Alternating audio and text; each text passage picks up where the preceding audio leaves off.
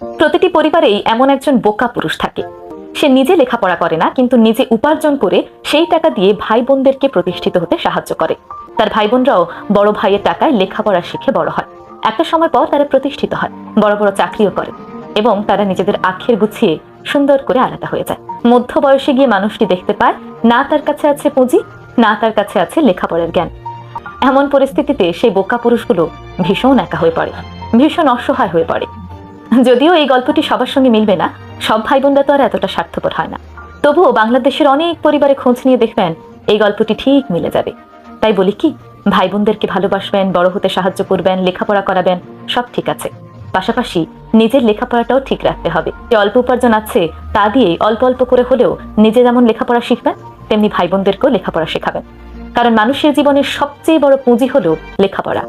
আপনার কাছে যদি কোনো সাহায্য না থাকে, কোনো অর্থ সম্পদ না থাকে, কোনো পুঁজি না থাকে, তবু আপনি আপনার নিজের লেখাপড়া এবং জ্ঞান ভাঙিয়ে নিজের বাকি জীবনটা পার করে দিতে পারবেন। কিন্তু যদি লেখাপড়া না থাকে, তাহলে জীবনের একটি পর্যায়ে গিয়ে ভীষণ রকম বিপদে পড়ে যাবেন। তাই মনে রাখবেন, সবার আগে লেখাপড়াকে গুরুত্ব দিতে হবে। আগে নিজে লেখাপড়া শিখবেন, পাশাপাশি বাকি সবাইকে শেখাবেন। আমি এই ভিডিওর মাধ্যমে কোনোভাবেই ভাই বোনদেরকে সাহায্য করাকে ডিমোটিভেট করছি না, বরং আমি বোঝাতে চাচ্ছি নিজের লেখাপড়াটাকে ঠিক রাখুন। নিজের লেখাপড়া বন্ধ করে অন্যের উপকার করতে যাবেন না, তাহলে দেখবেন দিন শেষে আপনি নিজেই একা হয়ে পড়েছেন।